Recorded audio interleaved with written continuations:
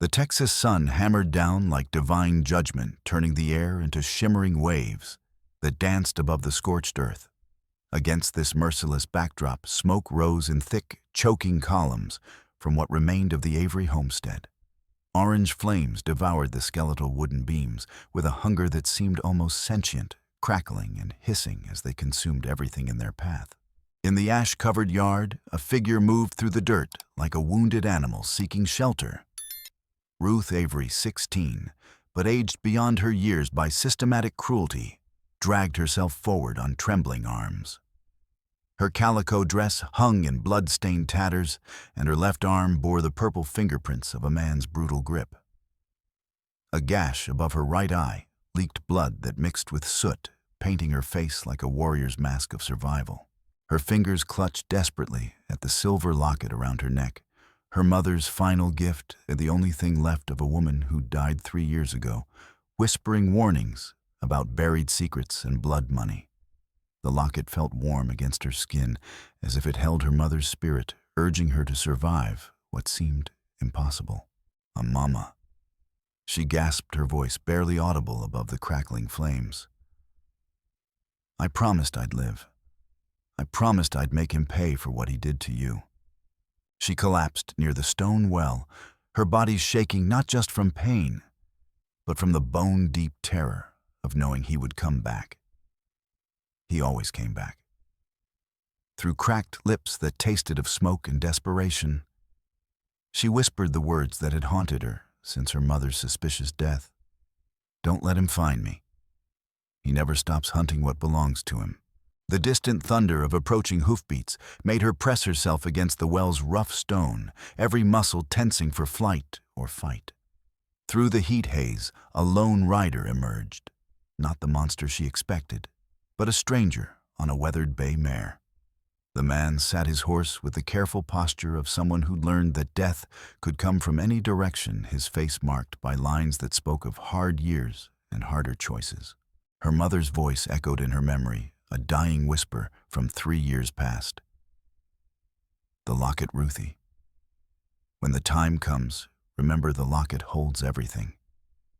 Everything he fears, everything that can destroy him. Ruth's grip tightened on the silver pendant, feeling the slight weight of the secrets hidden within. Papa thought she was just a foolish girl, too weak and stupid to understand the significance of her mother's final gift.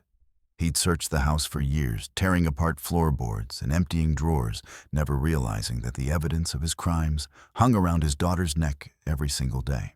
Now, as the stranger approached and the flames consumed her childhood home, Ruth knew the time her mother had spoken of was finally here. Eli Broderick had been riding toward Perdition Creek when he'd spotted the smoke rising like a black prayer against the endless blue sky. At 51, the former lawman carried himself with the measured grace of a man who'd learned that hasty movements could mean the difference between life and death. His graying beard was neatly trimmed despite the trail dust, and his gun belt showed the wear of constant use without the flash of a show-off. The star he'd worn for 20 years was long gone, but the weight of it still pressed against his chest like a phantom limb. He dismounted slowly, hands visible and unthreatening, recognizing the wild fear in the girl's eyes. In 2 decades of law work, he'd seen that look too many times, and the haunted gaze of someone who'd learned that monsters wore familiar faces and spoke with loving voices before they struck. Easy, miss, he said, his voice carrying the gentle authority of a man who talked frightened people out of dark places. I'm not here to hurt you. Name's Eli Broderick. Used to sheriff over in Redemption County. Ruth pressed herself deeper against the well, her breathing rapid and shallow. But something in his voice, a kindness she'd almost forgotten existed in the world, made her look up with eyes that held both hope and terror in equal measure. You're not one of his men, she whispered. Whose men? Papa's. The word came out like a curse, bitter as alkali water. Horace Avery. He did this. She gestured weakly at the burning homestead with one trembling hand. Said a daughter who shames her family deserves to burn like the witch she is. Eli's jaw tightened, a familiar rage coursing through his veins. He knew the name, Horace Avery, Civil War veteran turned land baron, a man who ruled his territory through intimidation and his family through systematic terror. But this was the first time he'd heard of the man attempting to murder his own flesh and blood. Why would your father want to kill you? Ruth's laugh held no humor, only the bitter wisdom of someone who learned that love could be the most dangerous emotion of all. Because I wouldn't marry his choice. Chester Whitmore, 63 years old, rich as Croesus and cruel as a winter storm. Papa owes him money, substantial money, and I was to be the payment. She touched the locket at her throat, drawing strength from its familiar weight. But there's more. Something Papa's been hiding for years. Something worth killing his own daughter to keep buried. Eli studied her face, noting the intelligence behind the fear, the strength beneath the trembling. This wasn't just an abused girl running from a violent father. This was someone who knew dangerous secrets, someone whose survival posed a threat to more than just family stability. What kind of secrets? Before Ruth could answer, the distant rumble of hoofbeats reached them, growing stronger by the second. Her face went chalk white, and she tried to push herself further into the shadow of the well. He's coming back. She breathed her voice, carrying the absolute certainty of someone who'd learned to recognize the sound of approaching doom. With his hunting dogs. They'll tear me apart before they let me talk to anyone who might listen. Through the heat, shimmer, 4 riders emerged like harbingers of hell itself. Leading them was a man who seemed carved from the same unforgiving stone as the Badlands themselves. Horace Avery sat his massive black stallion like a general surveying a conquered battlefield, his frame casting shadows that seemed to swallow the light around them. His face bore the puckered scars of old shrapnel wounds, souvenirs from battles that had taught him killing was just another tool for getting what you wanted. Behind him rode 3 hired guns, and their faces anonymous beneath low-pulled hat brims, but their intent unmistakable in the casual way they carried their weapons and the predatory patience in their movements. Ruth. Horace's voice boomed across the scorched earth like thunder before a storm. I know you're out there, girl. Time to finish what we started, time to clean up this family's shame once and for all. Eli grabbed Ruth's arm, gently but firmly, feeling the bird-like fragility of her bones beneath skin that had known too much violence. Can you ride? She nodded, though her legs shook visibly as she tried to stand. I can do whatever I have to do to survive. Mama taught me that much before she died. Together, they moved toward Eli's horse. But Ruth's injuries made her clumsy, and every step sent visible waves of pain through her slender frame. Behind them, Horace's voice carried on the wind like a death sentence. Spread out, boys. He commanded his men with the casual authority of someone accustomed to absolute obedience. Check every shadow, every hiding spot, every place a frightened rabbit might try to burrow. If she's breathing, I want her brought to me. Alive if possible, but dead will do just fine if she won't come quiet. Eli helped Ruth up onto his mare, noting how her hands shook as she gripped the saddle horn. The horse, sensing the urgency radiating from both riders, began to move before he'd fully settled behind her. They rode hard toward a maze of red sandstone formations that jutted from the earth like the broken teeth of some ancient slumbering giant. Tell me what you know, Eli said quietly as they navigated between towering rock spires. All of it. If I'm going to help you, I need to understand what we're running from. Ruth was quiet for so long that Eli wondered if shock had finally claimed her ability to speak. When she finally found her voice, it carried the weight of years of accumulated terror and carefully guarded secrets. You ever hear tell of a Union paymaster named Marcus Thorne who went missing back in '64 somewhere near the Brazos River? Eli nodded grimly. The case had been legendary in law enforcement circles. Sergeant Thorne and 3 companions had vanished along with a substantial amount of gold meant for troop wages. Despite extensive investigation, no trace of the men or the money had ever been found. Papa killed them. Ruth whispered, the words falling from her lips like stones into a deep well. Shot them in the back while they slept and took their gold. But that's not the worst part of it. Sergeant Thorne recognized Papa from before the war. Recognized him how? Papa's real name isn't Horace Avery.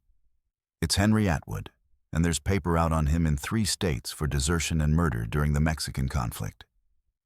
The war gave him a chance to disappear, to become someone else entirely, but Thorne's recognition threatened to expose everything he'd built. The pieces began falling into place in Eli's mind, like tumblers in a lock. Horace's sudden prosperity after the war, his ability to buy prime land when others were losing theirs to drought and debt, the way he'd expanded his holdings through what everyone assumed was shrewd business sense and good fortune. How do you know all this? Because Mama found out the truth. She confronted him about the money, about how we suddenly had enough gold to live like royalty when everyone around us was barely surviving. Papa told her it was battlefield salvage spoils of war. But Mama was too smart to believe lies wrapped in pretty words. Ruth's voice grew stronger as she spoke, as if sharing her burden was giving her renewed strength to carry it. She kept digging, asking questions around town, talking to other war veterans. Eventually, she learned about the missing payroll and put the pieces together. When she confronted Papa with what she'd discovered, he killed her. Papa said it was fever that took her, and the whole town believed him, because who questions a grieving widower? But I saw the bruises on her throat, hidden beneath the high collar of her burial dress. I was only 13, but I wasn't stupid. I knew what those marks meant. Eli felt a familiar cold rage settling in his chest, the same fury that had driven him to hunt down the men who'd burned out the Morrison family years ago. The same anger that had cost him his badge when he'd gone too far in his pursuit of justice. But before she died, Ruth continued, Mama hid the proof. Everything she'd discovered about Papa's crimes, everything that could expose him for what he really was. She made me promise to use it if anything ever happened to her, if Papa ever tried to hurt me the way he'd hurt her. Where is this proof? Ruth's hand moved to the locket at her throat, and Eli saw her fingers tremble as they traced its familiar outline. Right here. Mama said it held the key to everything that Papa would never think to look in, the one place that reminded him daily of his guilt. The sound of approaching hoofbeats interrupted them, closer now than before. Through a gap in the rocks, Eli caught sight of 2 of the hired guns, picking their way carefully through the terrain, their eyes scanning every shadow for movement. Cal, you see anything? One called to his companion. Nothing yet, Pike? But they can't have gone far. That girl was hurt bad, and the old man's horse is carrying double. Eli felt Ruth tense against him, her fear a palpable thing that seemed to radiate heat. But underneath the terror, he sensed something else growing, a cold determination that spoke of a girl who'd been pushed beyond her breaking point. We need to keep moving, he whispered. Can you hold on a little longer? I've been holding on for 3 years. She replied, her voice steady despite the tears that traced clean paths through the soot on her cheeks. I can hold on as long as it takes to see justice done. They guided the horse deeper into the canyon system, the rock formations providing good cover, but also creating a maze that could easily become a trap. As they rode, Ruth continued her story, her voice growing stronger with each revelation. After Mama died, Papa's treatment of me got worse. He started talking about marriage, about finding me a suitable husband who could help secure our family's future. But I knew what he really meant. He wanted to get rid of me before I could cause him trouble, before I grew old enough and smart enough to put together the pieces Mama had left for me. And Chester Whitmore was his choice.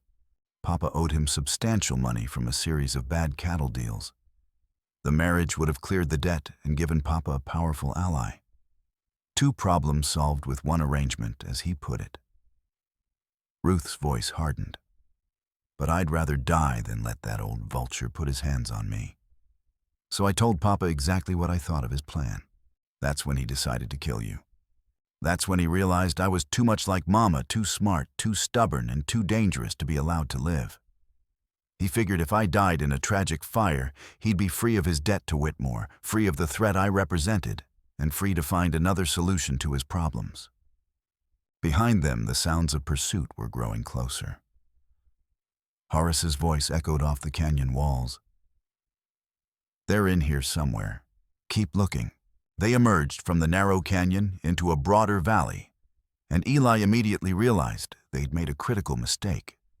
The open ground offered no cover, and worse, he could see dust clouds rising from 3 different directions. Horace's men had managed to surround them while they'd been navigating the maze of rocks. There, the shout came from their left, where one of the hired guns had spotted them from a ridge overlooking the valley. "Boss, they're in Devil's Valley." Eli spurred his horse forward, but the animal was already breathing hard from carrying double weight across difficult terrain. Ruth's added burden combined with her injuries made their progress frustratingly slow. Behind them, he could hear the thunder of pursuing hoofbeats growing steadily closer. Hold on tight," he told Ruth, then drew his Colt .45 and fired 2 shots over his shoulder. The bullets went wide intentionally, but they had the desired effect of making their pursuers duck for cover and slow their approach slightly. Ahead, the valley narrowed again, leading to what looked like another canyon system. If they could reach it, they might be able to lose themselves once more in the maze of rock and shadow. But the gap was still a quarter-mile away, and their horse was already showing signs of exhaustion. "There's another way," Ruth said suddenly, her voice cutting through the thunder of hoofbeats and the whistle of wind. "See that cluster of buildings on the ridge? That's the old mercantile place, been abandoned since Apache raiders burned it out 3 years back. But there's a root cellar built into the hillside behind the main structure. We could hide there." Eli evaluated their options quickly. The buildings were closer than the canyon mouth, but they'd be trapped if Horace's men surrounded the place. On the other hand, their horse wouldn't make it much farther carrying double, and Ruth was in no condition for a prolonged chase on foot. "All right," he decided. "But if they corner us there, we'll have to fight our way out." "I know," Ruth said. And there was something new in her voice, a hard edge that spoke of a girl who'd learned that survival sometimes required violence. "I'm ready for whatever comes." They reached the abandoned buildings just as their horse stumbled foam, flecking its muzzle and sides, heaving with exhaustion. Eli helped Ruth down, noting that her legs were steadier now, adrenaline overriding pain and fatigue. The root cellar was exactly where she'd said it would be, built into the hillside behind the main building like a cave carved from living rock. Its heavy wooden door was weathered but still solid, and inside the space was larger than it appeared from outside, big enough for several people to hide comfortably in the cool darkness. "How long before they find us?" Ruth asked as they settled into the shadows. Not long." Eli admitted, checking his gun to make sure all 6 chambers were loaded. "But maybe long enough for you to tell me everything. I need to know exactly what we're dealing with." Ruth nodded and carefully opened the locket around her neck. Inside, nestled against the miniature portrait of a gentle-faced woman with Ruth's eyes, was a small piece of folded paper and something that glinted dully in the dim light, filtering through gaps in the cellar door. "Mama's map," she said, unfolding the paper with reverent care. "And Sergeant Thorne's dog tag. She managed to cut it from his body before Papa buried him with the others." Even in the poor light, Eli could make out the rough sketch on the paper, a detailed map of the Avery property, with several X marks and notations written in a careful feminine hand. The dog tag was tarnished with age, but still clearly legible. M. Thorne, Sergeant 2nd Ohio Infantry. She marked every place Papa buried something. Ruth explained, her finger tracing the various symbols on the map. The gold, yes, but also the bodies. 4 men in total, Thorne and his 3 companions, all shot in the back, all buried in unmarked graves, on land Papa claimed was cursed by Apache spirits. Nobody ever goes there, which made it perfect for his purposes. The sound of hoofbeats outside interrupted them, accompanied by the jingle of spurs and the creak of leather as men dismounted. Through the small gaps in the cellar door, they could see the legs of horses and hear the voices of Horace's men as they began their search. "Check every building," came Horace's unmistakable voice, closer now than it had been since the chase began. "They're here somewhere. I can smell that girl's fear like a hound scents a fox." Eli drew his gun, motioning for Ruth to move to the back of the cellar. She pressed herself against the stone wall, but her eyes were alert rather than panicked. She was learning to be a survivor rather than just a victim. "If they find us," Eli whispered, "I want you to run. Don't look back, don't try to help me. Just run and don't stop until you reach the next town." "Where would I go? Papa owns half the county and the other half is too scared to cross him." "There's a place called Sanctuary about 2 days' ride south of here. Ask for Marshal Tom Donovan. He's an old friend who owes me more favors than either of us can count. Tell him Eli Broderick sent you, and he'll see you get justice." The cellar door rattled as someone tested it from outside. Ruth's hand found Eli's arm, her grip surprisingly strong for someone so young and battered. "Now wait," she whispered urgently. "There's something else I haven't told you. Something that changes everything." "What?" "Papa didn't just kill those soldiers for their gold. He killed them because Thorne wasn't just a paymaster, he was also a federal investigator sent to look into reports of Confederate deserters operating in the area. Thorne had already identified Papa as Henry Atwood and was planning to arrest him when Papa struck first. The implications hit Eli like a physical blow. If Ruth was right, then Horace wasn't just a murderer and a thief. He was a man who'd killed a federal officer in the line of duty. That made him one of the most wanted men in the territory, someone whose capture would bring a substantial reward and the gratitude of the territorial government. "How do you know all this?" "Because Mama found Thorne's orders in Papa's things.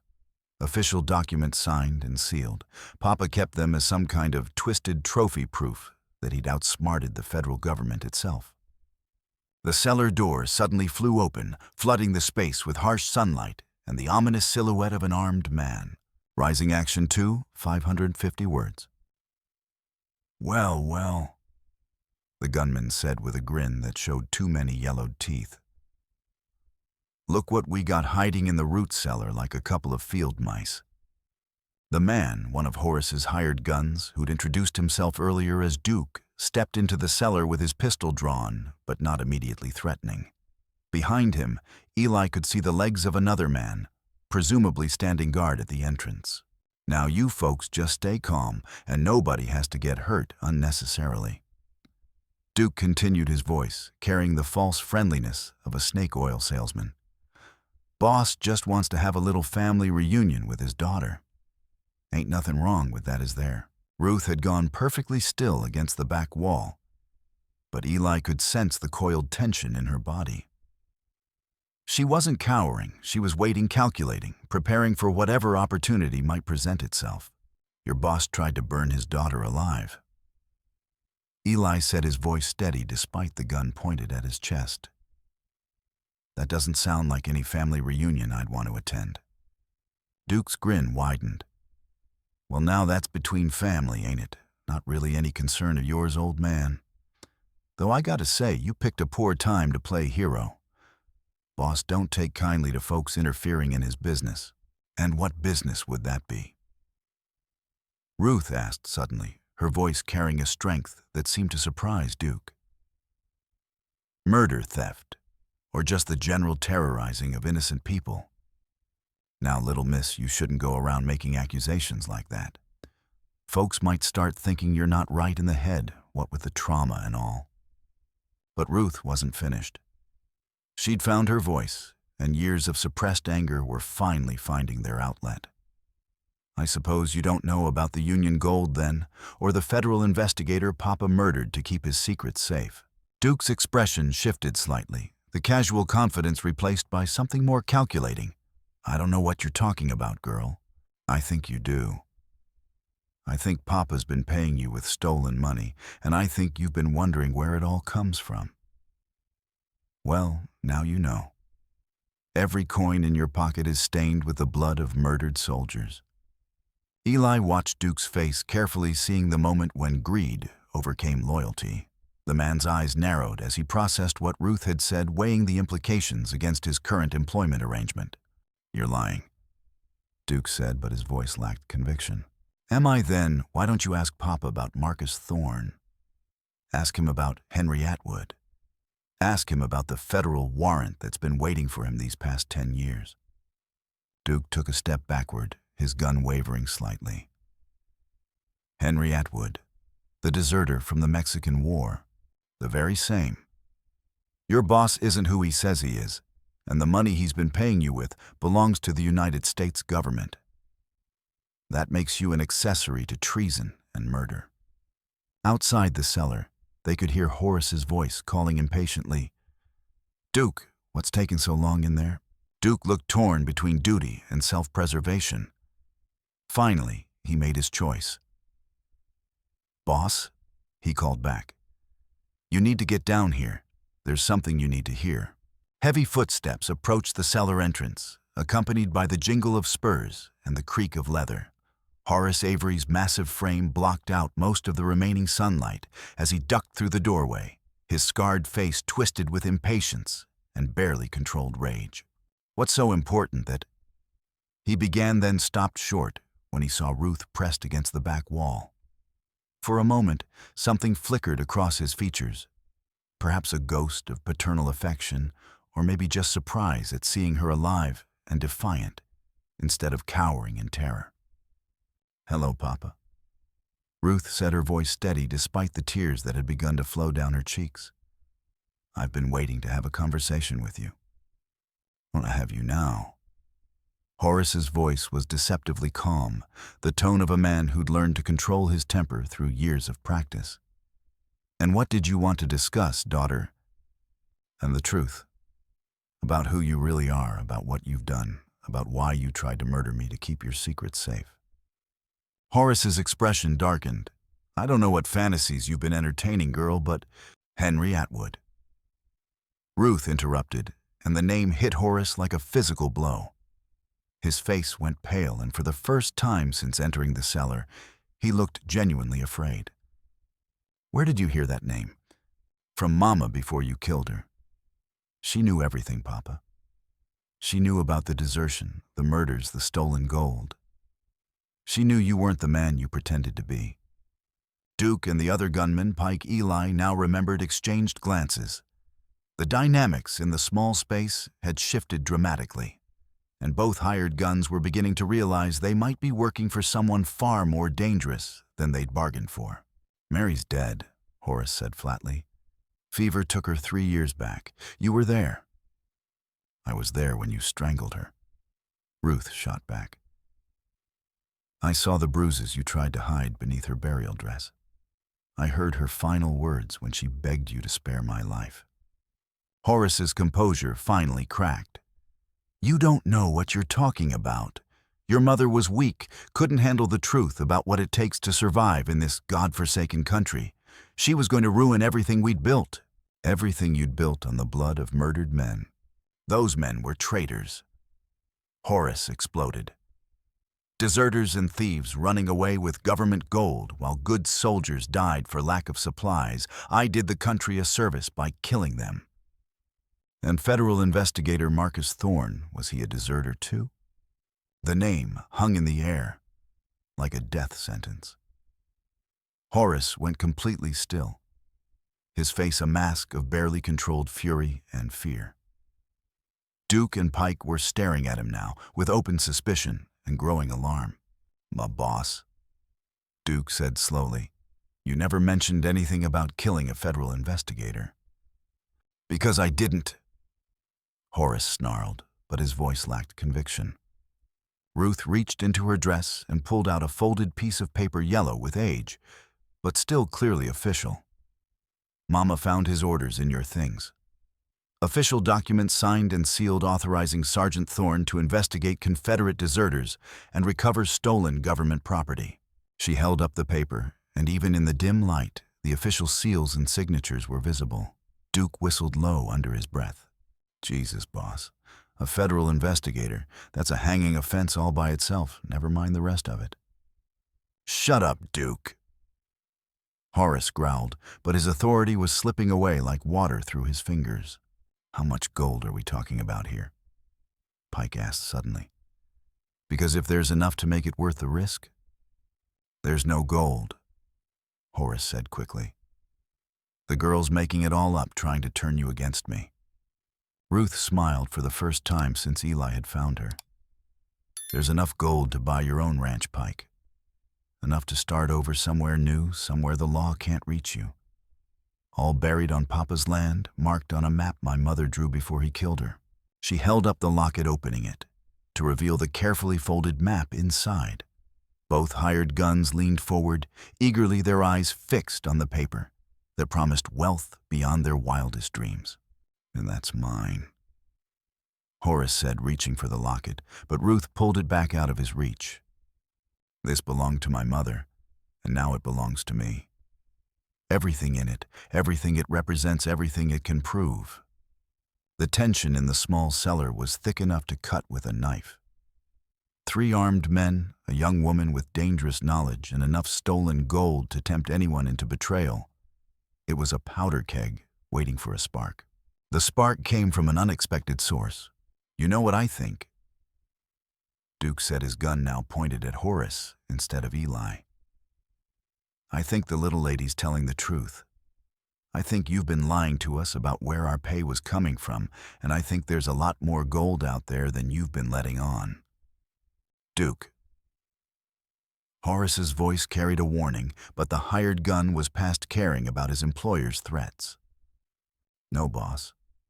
I'm tired of taking orders from a man who's been holding out on us. If there's as much gold as she says, then Pike and me deserve a bigger share. Pike nodded agreement, his own weapon now trained on Horace. Equal shares all around.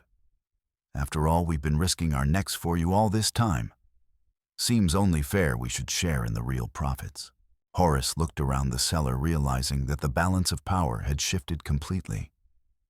His own men had turned against him, and his daughter held the key to wealth that could buy armies of loyalty or destruction if it fell into the wrong hands. And you fools, he said quietly. You have no idea what you're dealing with.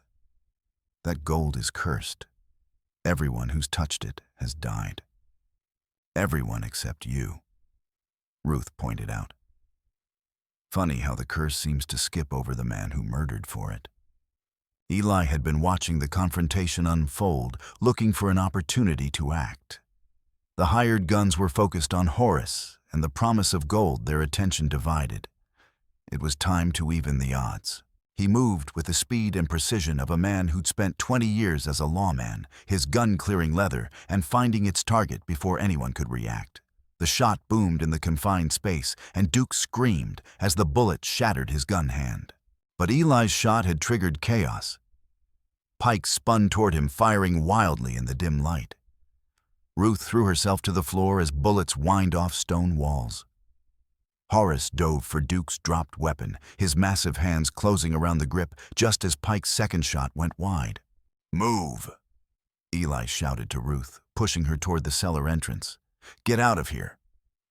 But as they reached the doorway, they found their path blocked by the third member of Horace's gang, a nervous-looking man with pale skin and shaking hands who'd been standing guard outside. Nobody moves, the man Cale shouted, his rifle trained on Ruth's chest. Boss, you all right in there? The question was answered by Horace himself, who emerged from the cellar with Duke's gun in his hand and murder in his eyes. Blood trickled from a cut on his forehead where a ricocheting bullet had grazed him, but otherwise he seemed unharmed. I'm fine, Cale, but we've got ourselves a situation here. Duke stumbled out behind him, clutching his wounded hand and cursing steadily. Pike followed his own gun, still drawn, but his eyes darting nervously between his employer and the woman who'd promised him riches. And here's what's going to happen. Horace said, his voice carrying the cold authority of a man accustomed to absolute obedience. My daughter is going to give me that locket and everything in it. Then she's going to forget everything she thinks she knows about the past. And if she's very lucky, I might let her live long enough to enjoy her wedding to Chester Whitmore." "Like hell," Ruth said, backing away from him with the locket clutched tightly in her fist. "You don't have a choice in the matter, girl. You never have. I made you, I raised you, and I own you until the day I decide otherwise." "You don't own me," Ruth said, her voice growing stronger with each word. "You don't own anyone, and you're going to pay for what you've done to this family." Horace raised the gun, pointing it directly at his daughter's heart. "Am I? And who's going to make me pay you, this broken-down ex-lawman, my own men who know better than to bite the hand that feeds them?" But even as he spoke, Eli could see cracks forming in Horace's control. Duke was glaring at his employer with undisguised hatred, nursing his wounded hand and clearly planning revenge. Pike kept glancing at Ruth's locket, greed warring with fear in his expression. And Cale looked like he wanted to be anywhere else in the world. The situation was balanced on a knife's edge, waiting for something to tip it toward resolution or disaster. That something came from a direction none of them expected. Henry Atwood. A new voice called from beyond the cluster of buildings. "This is Federal Marshal Tom Donovan. You're surrounded. Come out with your hands visible and nobody else has to die today." The effect was immediate and devastating. Horace's "that something came from a direction none of them expected." Henry Atwood. A new voice called from beyond the cluster of buildings. "This is Federal Marshal Tom Donovan. You're surrounded. Come out with your hands visible and nobody else has to die today." The effect was immediate and devastating. Horace's face went white as fresh snow, his gun hand trembling as the implications sank in. His hired guns looked around frantically, realizing they were caught between their employer and federal law enforcement. "How?" Horace whispered, his voice barely audible. "How did they find me?" Ruth smiled through her tears, holding up a small piece of metal that caught the light. "Because Mama was smarter than you ever gave her credit for. She didn't just hide evidence of your crimes, she sent copies to the territorial government 3 years ago with instructions to investigate if anything happened to her." Horace stared at his daughter in disbelief. "That's impossible. Mary was too frightened, too weak. Too weak." Ruth's voice cracked with emotion. "She was the strongest person I've ever known. Strong enough to gather evidence against a murderer. Strong enough to protect her daughter even from the grave. Strong enough to ensure that justice would come for you eventually, no matter how long it took." The sound of approaching hoofbeats surrounded them now, not just 1 or 2 riders, but a full posse. Through the gaps between buildings, they could see the glint of federal badges and the blue of cavalry uniforms. "Boss," Cale said, his voice shaking, "we need to go. Now." Before they closed the circle completely. But Horace wasn't listening.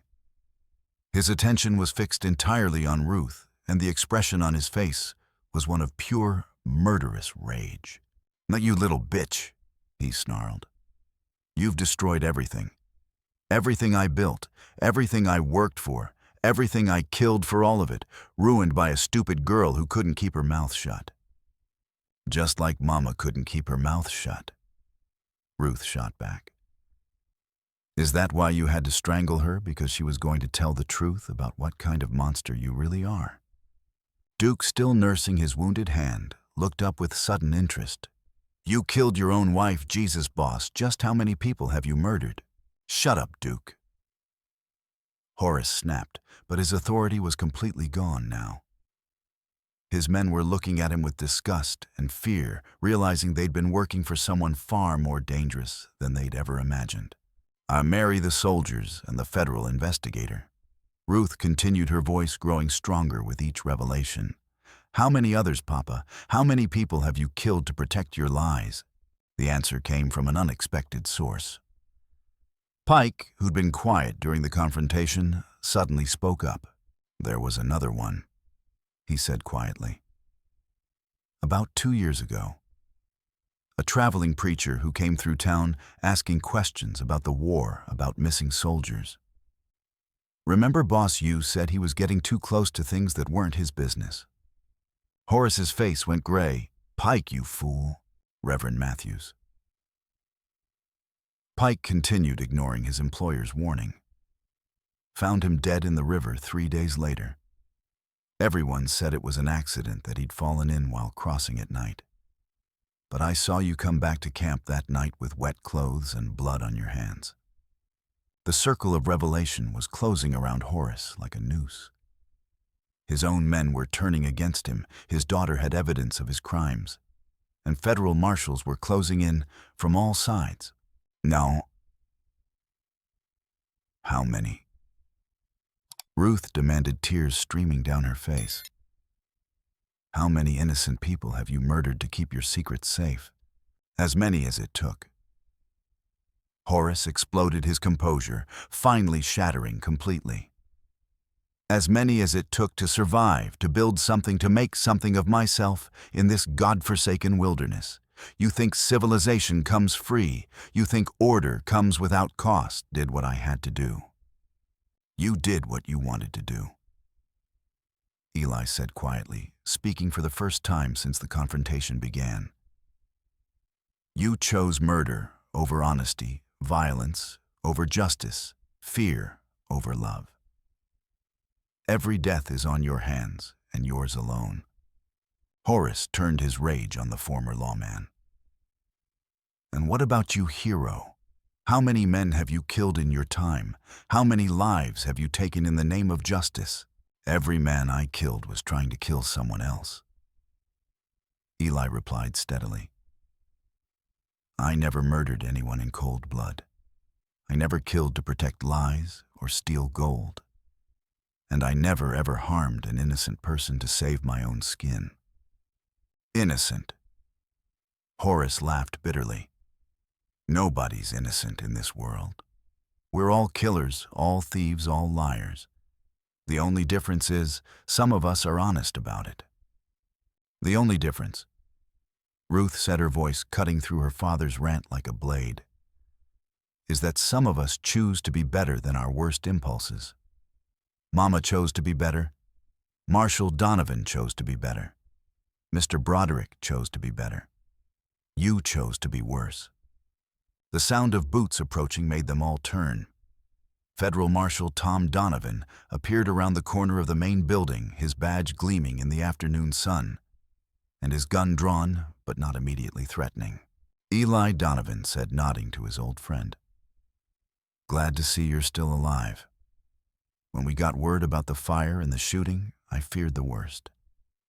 Tom, Eli replied with relief. How did you know to come here? Got a wire from the territorial capital yesterday. Seems someone sent them a package 3 years ago with instructions to investigate if anything happened to Mary Avery. When news of her daughter's supposed death reached them, they decided it was time to act on that information. Ruth stepped forward, holding out the locket and its contents. This is what Mama sent copies of. Everything you need to convict him of murder, theft, and treason. Donovan examined the documents briefly, his expression growing grimmer with each revelation. Henry Atwood, he said finally. You're under arrest for the murders of Marcus Thorne, James Mitchell, David Crawford, Thomas Bell, Mary Avery, and Reverend Samuel Matthews. You're also charged with theft of government property, desertion during wartime, and conspiracy against the United States. You can't prove any of that, Horace said, but his voice lacked conviction. We can and we will, Donovan replied. We've got the evidence, the witnesses, and the testimony. It's over, Henry. Time to face what you've done. But Horace Avery Henry Atwood wasn't ready to surrender. As the federal marshals closed in, he made a desperate decision that would cost more lives before the day was done. If I'm going to hang, he snarled, grabbing Ruth around the throat and pressing his gun to her temple, then I'm taking some company with me, starting with the daughter who betrayed me. The effect was immediate. Every lawman in sight froze their weapons trained on Horace, but unable to fire without risking Ruth's life. She stood perfectly still in her father's grip, her eyes wide but no longer filled with the helpless terror of a victim. "Let her go, Henry," Donovan said calmly. "She's your daughter, your own flesh and blood. She stopped being my daughter the moment she chose strangers over family." Horace replied, his voice deadly calm. "She's nothing to me now, but a means to an end." "At what end is that?" Eli asked, his own gun drawn but useless, while Ruth was in the line of fire. "You're surrounded. There's nowhere to run." "There's always somewhere to run if you're willing to pay the price," Horace said.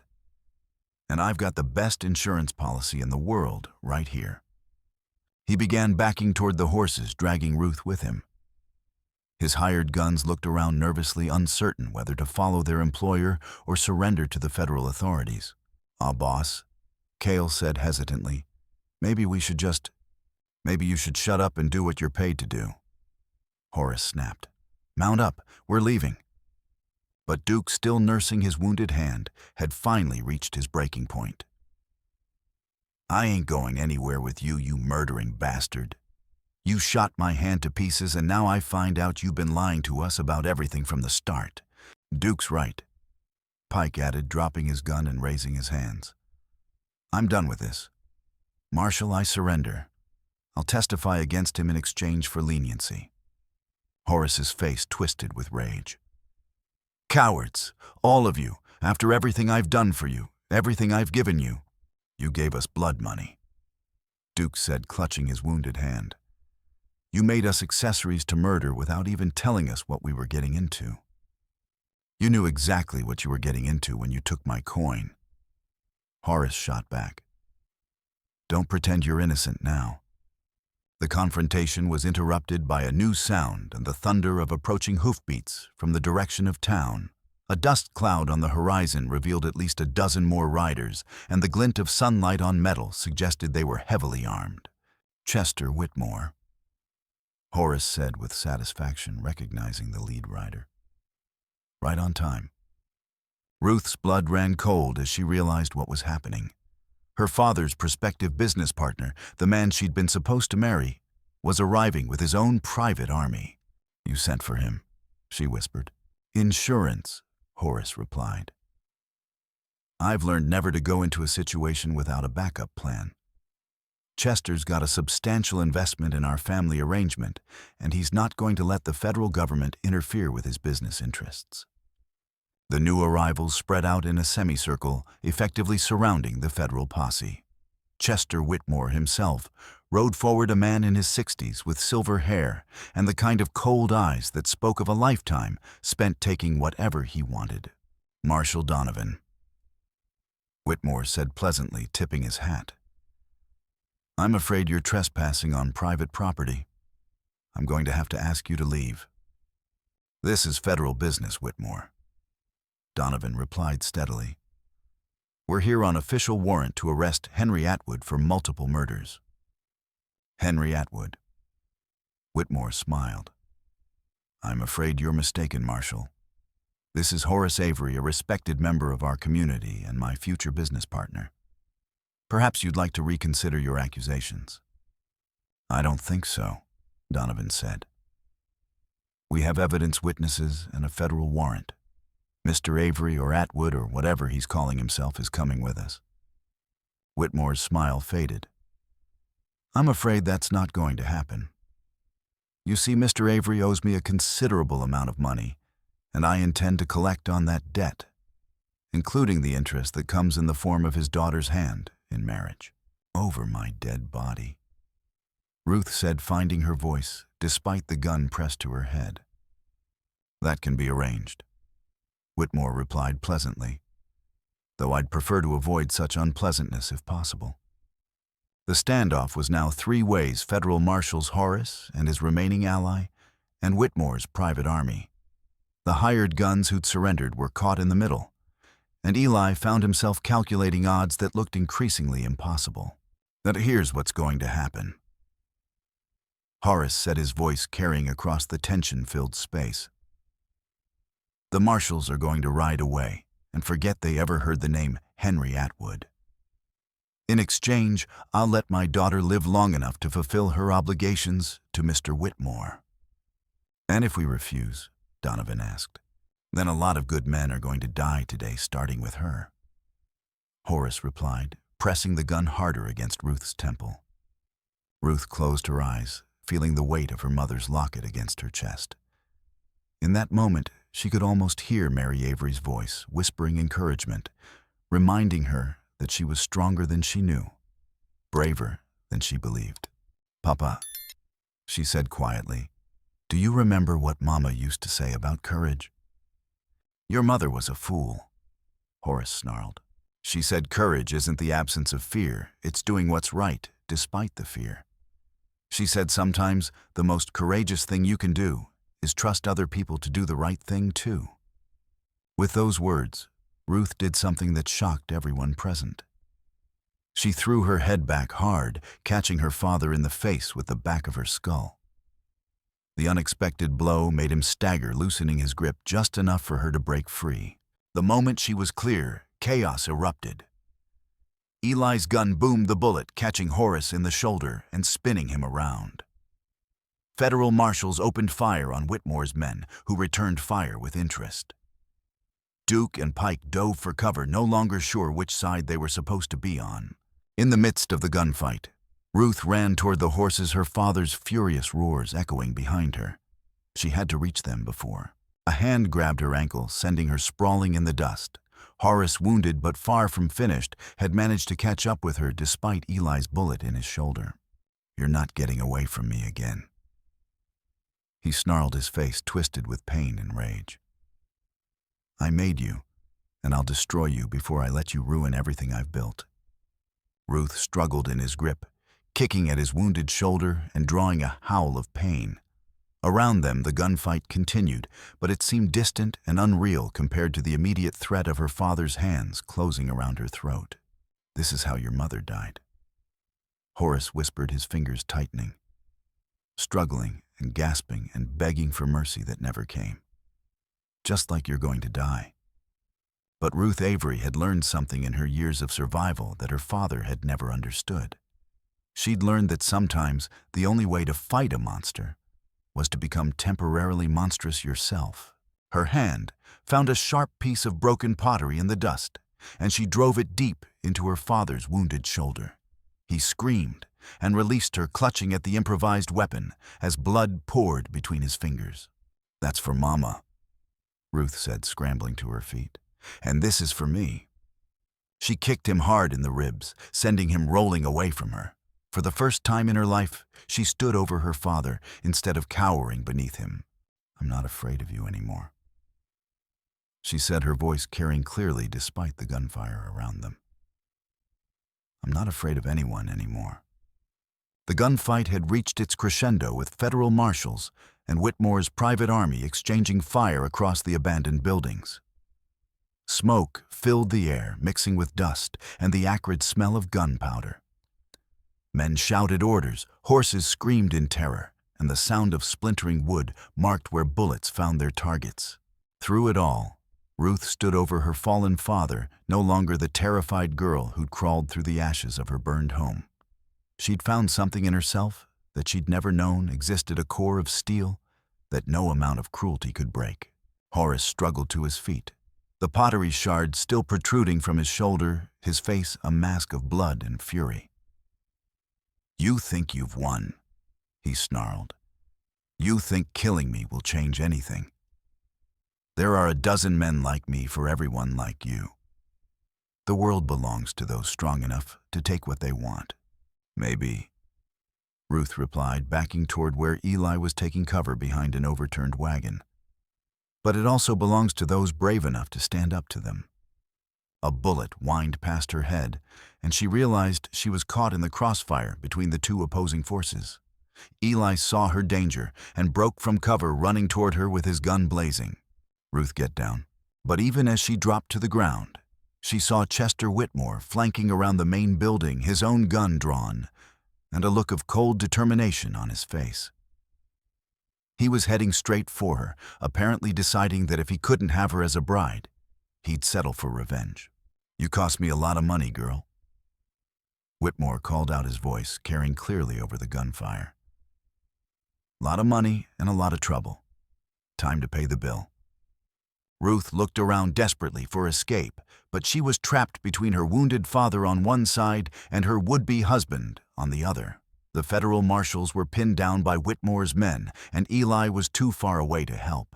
That was when she remembered something her mother had taught her long ago. Sometimes the best defense was an unexpected offense. "Mr. Whitmore." She called out, her voice sweet and innocent. "I'm so glad you're here. I have something that belongs to you." Whitmore slowed his advance, suspicious but curious. "What are you talking about, girl?" Ruth reached into her dress and pulled out a small leather pouch that clinked softly with the sound of coins. "Papa's payment to you. The money he borrowed against our marriage contract. I thought you might want it back." Whitmore's eyes lit up with greed. "All of it. Every last coin," Ruth said, holding up the pouch. "Plus interest. Papa was very specific about that." She threw the pouch toward Whitmore, but not directly to him. Instead, she aimed for a spot just to his left, where a loose stone would cause the bag to split open and scatter its contents. The result was exactly what she'd hoped for. Whitmore lunged for the money, his attention completely focused on the scattered coins. In that moment of distraction, Eli's bullet caught him in the chest, sending him sprawling backward into the dust. But Ruth's victory was short-lived. Horace had managed to retrieve his gun and was now advancing on her with murder in his eyes. "Clever girl," he said, blood trickling from his mouth where he'd bitten his tongue during the fall. "Just like your mother. Too clever for your own good." Ruth backed away from him, her hands empty and no weapons within reach.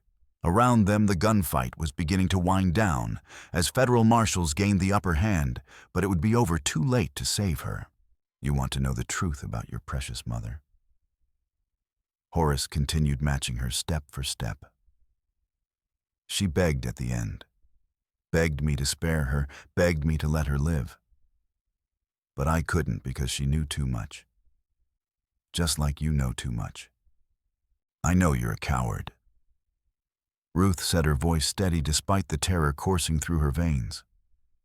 "I know you're a murderer and a thief. I know you're not half the man Mama thought you were when she married you. Your mother was a fool to marry me." Horace agreed.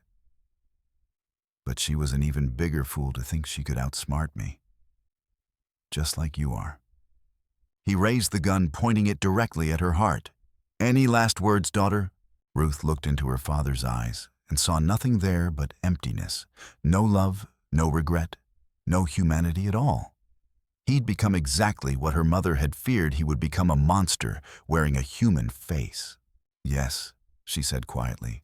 "I forgive you." The words hit Horace like a physical blow.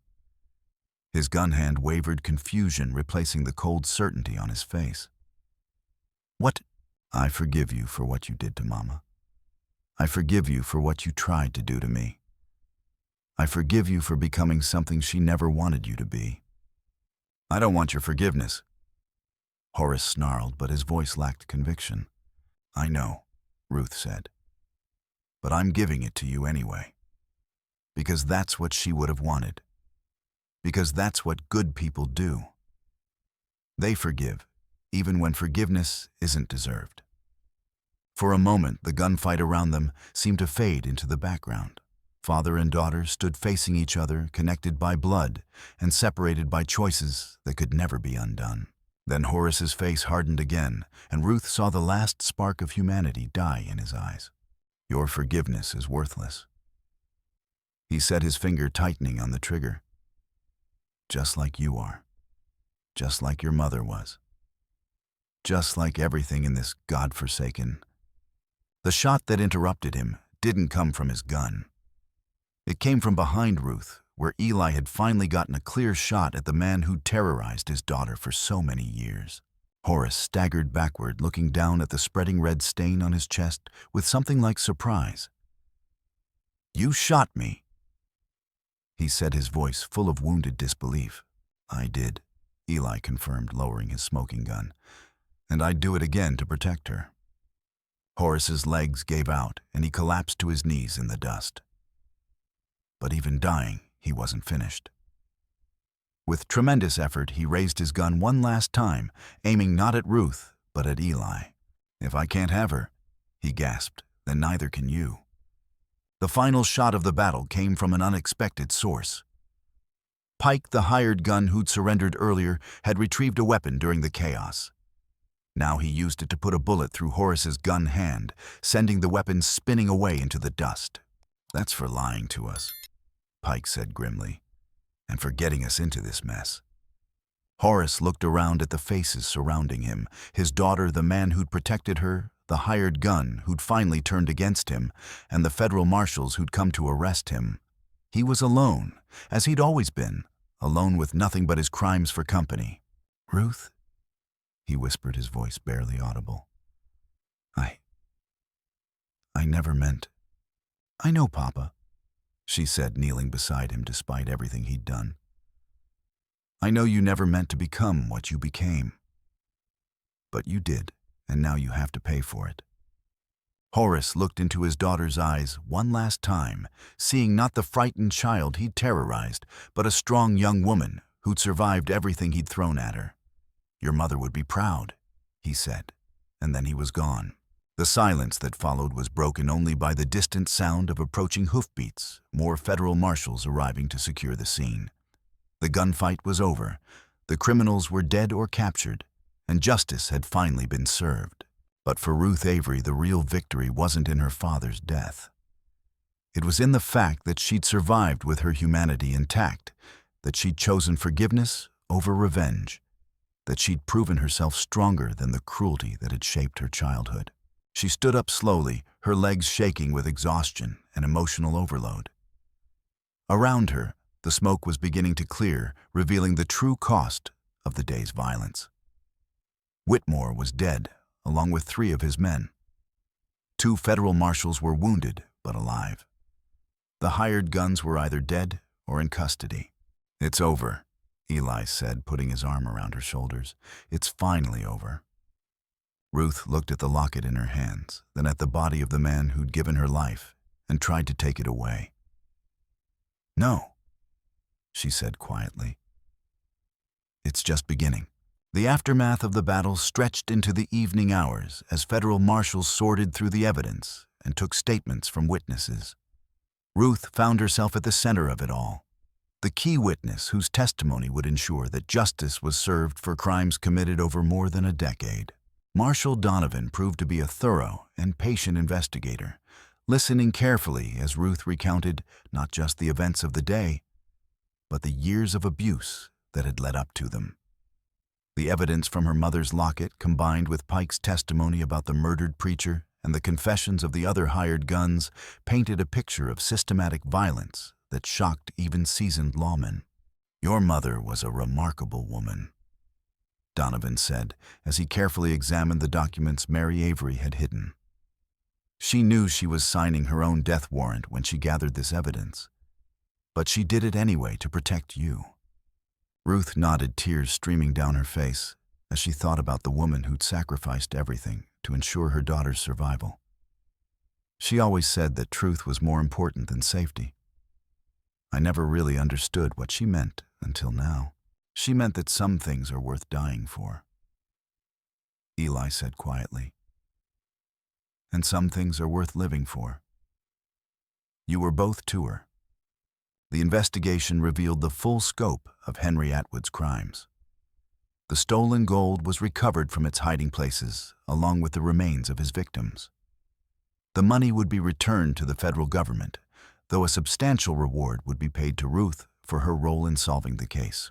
Pike and Duke, faced with the evidence against them, agreed to testify in exchange for reduced sentences. Cale, who'd surrendered without firing a shot, was given immunity in exchange for his cooperation. Chester Whitmore's private army scattered to the winds, their leader's death releasing them from any obligation to his cause.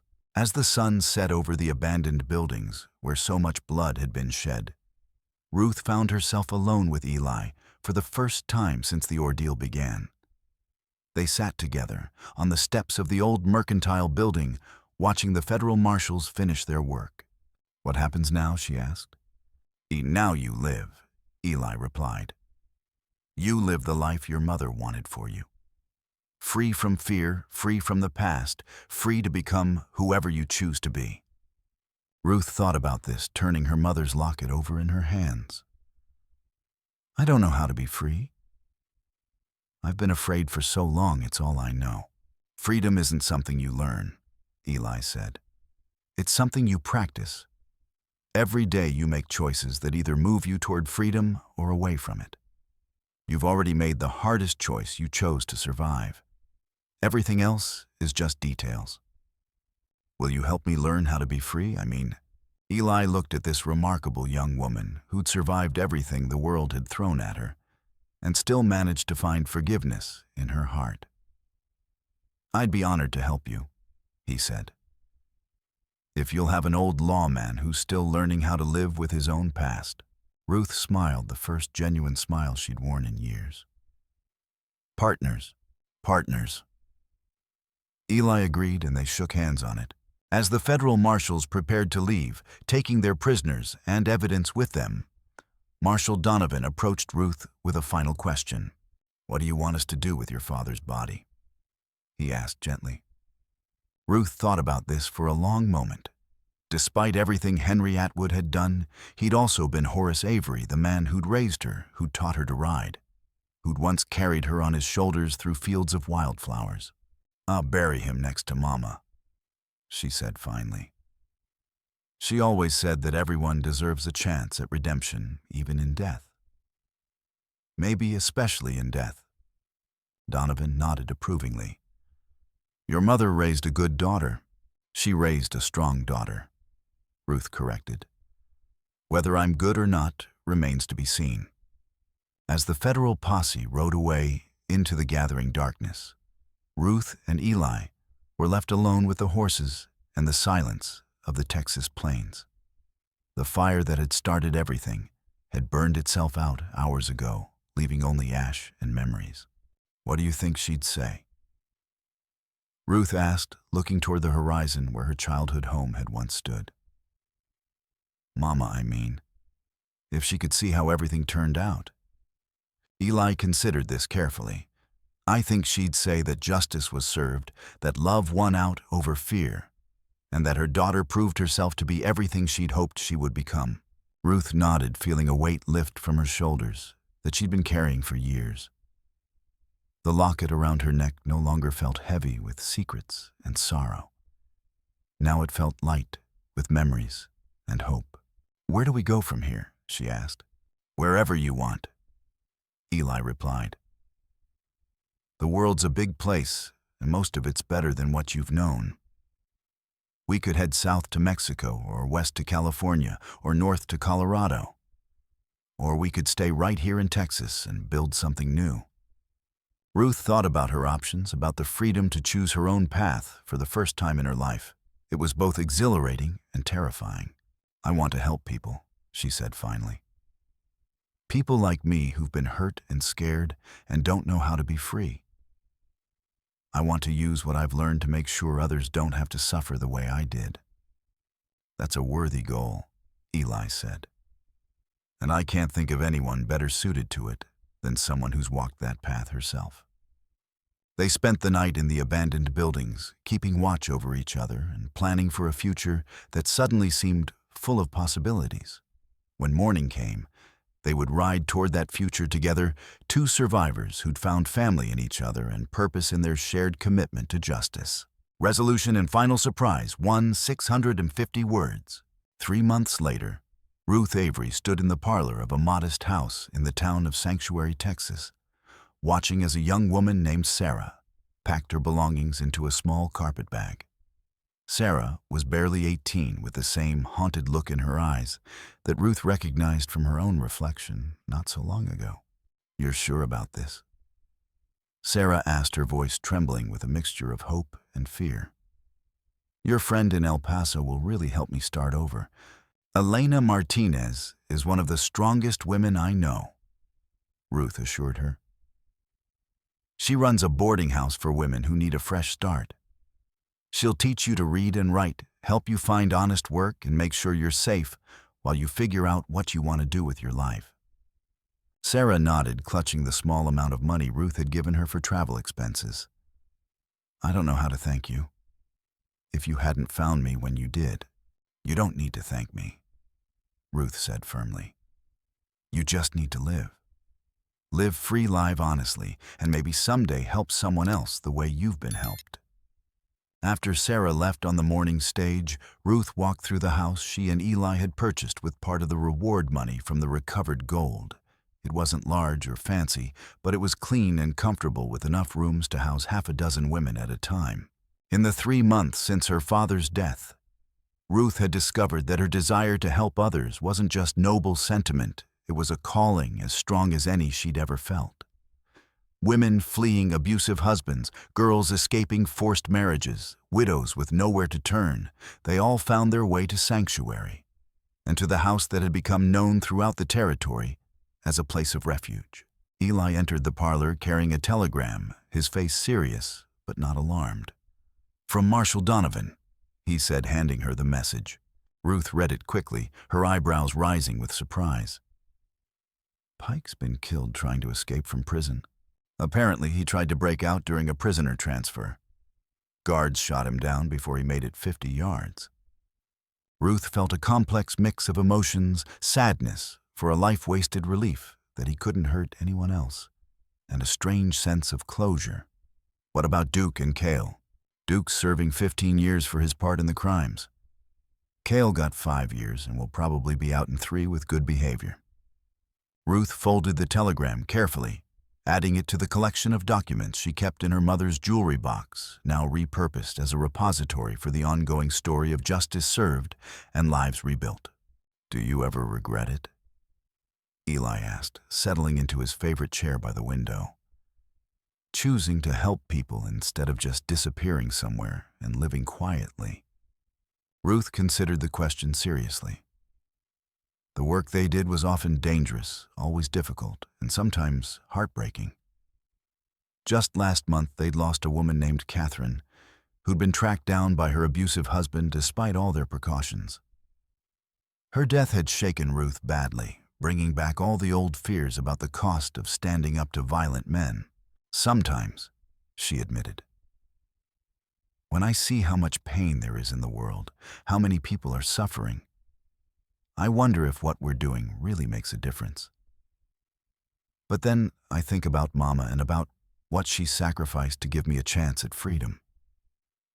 How could I not use that freedom to help others find theirs? Eli nodded approvingly. Over the months they'd worked together, he'd watched Ruth transform from a frightened girl into a confident young woman who could face down angry husbands and corrupt officials with equal courage. She'd kept her capacity for forgiveness, but she'd also developed a spine of steel that no amount of intimidation could bend. There's something else in that telegram, he said quietly. Something I thought you should know. Ruth looked at him expectantly. They've arrested Chester Whitmore's son. Turns out he's been trying to collect on his father's debts by threatening the women who found sanctuary here. Donovan wants to know if you'll testify against him. Ruth felt a familiar chill run down her spine. She'd thought that chapter of her life was closed, that the death of her father and his associates had ended the threat to her safety, and the safety of those she protected.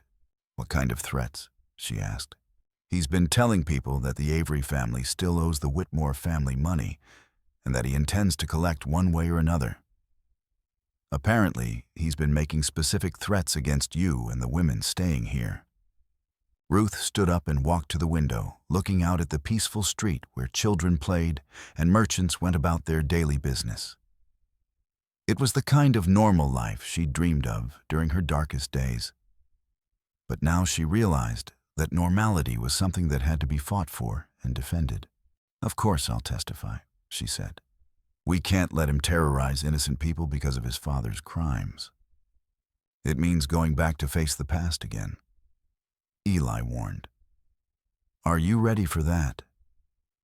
Ruth touched the locket at her throat, feeling the familiar weight of her mother's love and sacrifice. I'm ready for whatever comes. We've built something good here, something worth protecting. I won't let anyone destroy it because they think they can intimidate us. A knock at the front door interrupted them. Ruth opened it to find a woman in her 30s, well-dressed, but with the telltale signs of someone who'd been traveling hard and fast.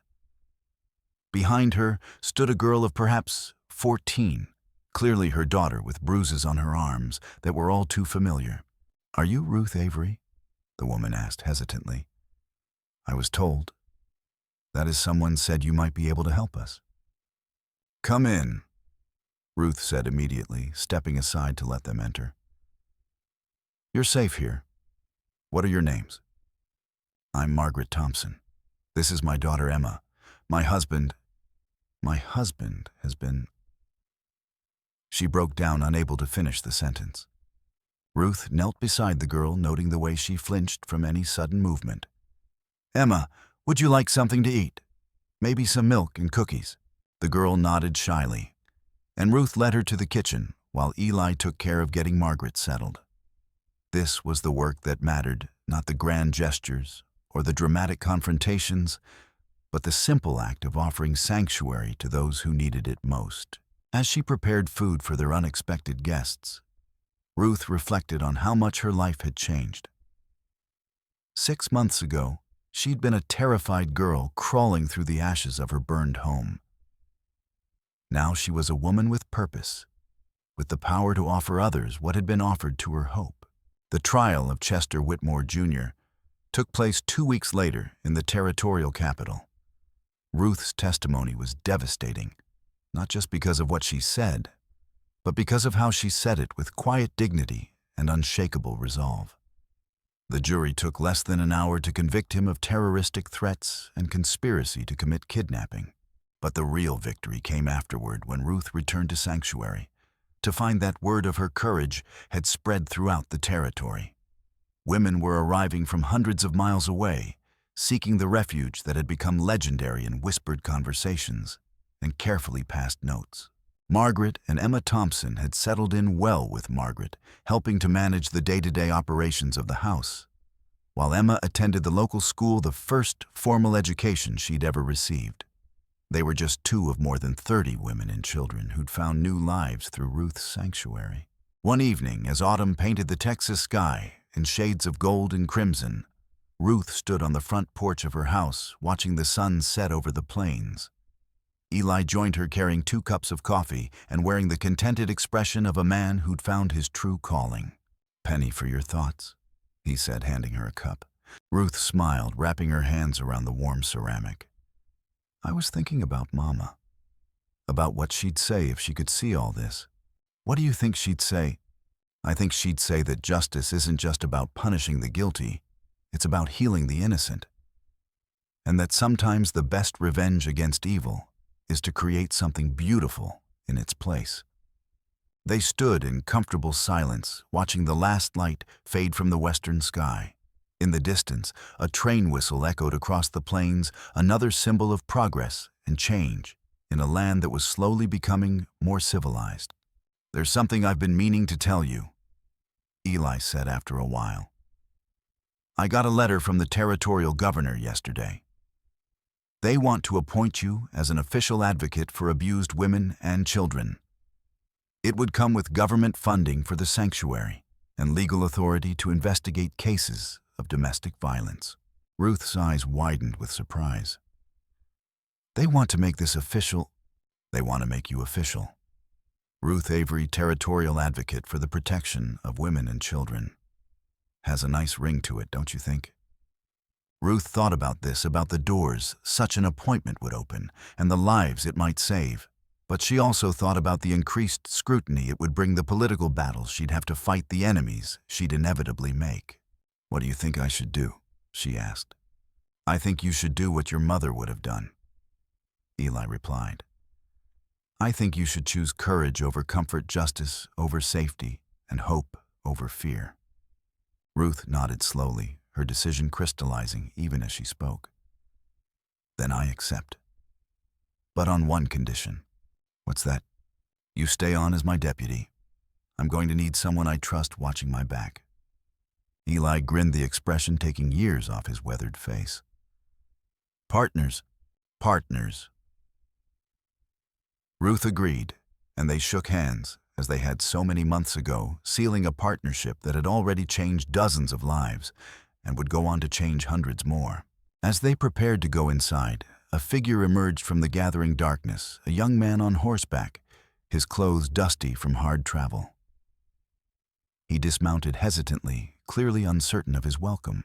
"Excuse me," he called out. "I'm looking for Ruth Avery. I was told she might be able to help me." Ruth stepped forward, noting the bruises on the young man's face and the careful way he moved. Abuse, she'd learned, wasn't limited to women and children. "I'm Ruth Avery," she said gently. "What's your name?" "Jacob Morrison," he replied. "My stepfather. He's been—" The young man broke down, unable to finish. Ruth exchanged a look with Eli, both of them recognizing the signs they'd learned to read so well. Another soul in need of sanctuary, another life that could be saved if they had the courage to act. "Come inside, Jacob," Ruth said, putting her arm around his shoulders. "You're safe now. We'll figure out the rest tomorrow." As they led the young man into the house, Ruth felt her mother's presence more strongly than ever. Mary Avery had died, believing that truth was more important than safety, that justice was worth any sacrifice, that love could triumph over even the darkest evil. She'd been right on all counts. The girl who'd been left to burn had become a woman who lit the way home for others.